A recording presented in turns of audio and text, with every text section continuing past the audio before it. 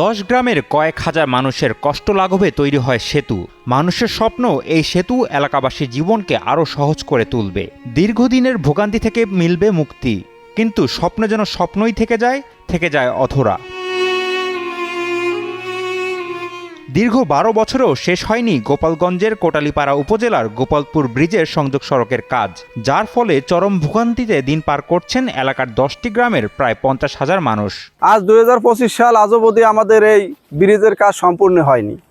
এই ব্রিজ দিয়ে আমাদের 10 থেকে 12টি গ্রামের লোকজন যাতায়াত করে এবং বিভিন্ন শিক্ষা প্রতিষ্ঠানের ছেলেমেয়েরা এখান থেকে যাতায়াত করে। গোপালপুর গ্রামে 2012 সালে শহীদ আবুল খায়ের সেতুটি নির্মাণ হয়েছে। সেইখান থেকে এই পর্যন্ত এই ব্রিজটির দুই পাশের অ্যাপ্রোচ সড়ক না থাকার কারণে আমাদের মানুষের অনেক ভোগান্তি হয়। প্রায় 50,000 মানুষের এই ভোগান্তি দীর্ঘদিন যাবৎ। জানা যায় 2009 সালে গোপালপুর গ্রামে ব্রিজের নির্মাণ কাজ শুরু হয়। এলজিইডির বাস্তবায়নে 114 মিটার লম্বা এই ব্রিজটির তখন ব্যয় ধরা হয়েছিল 2,05,00,000 টাকা।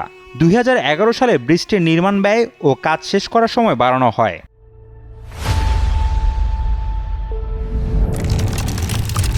প্রাথমিক বিদ্যালয়ের সহকারী শিক্ষক। আমি 81 নং দক্ষিণ গোপালপুর সরকারি প্রাথমিক বিদ্যালয়ে চাকরিরত আছি। দীর্ঘদিন যাবৎ আমি দেখে এসেছি এই নদীর কচুরি সরানোর জন্য প্রশাসন ভূমিকা নেয় এবং ফলপ্রসূ হয়, কিন্তু এবছর আমি লক্ষ্য করে দেখলাম বিগত রমজান মাসে উপজেলা প্রশাসন ভূমিকা নিয়েছিল, কিন্তু কোনো কাজ হয়নি।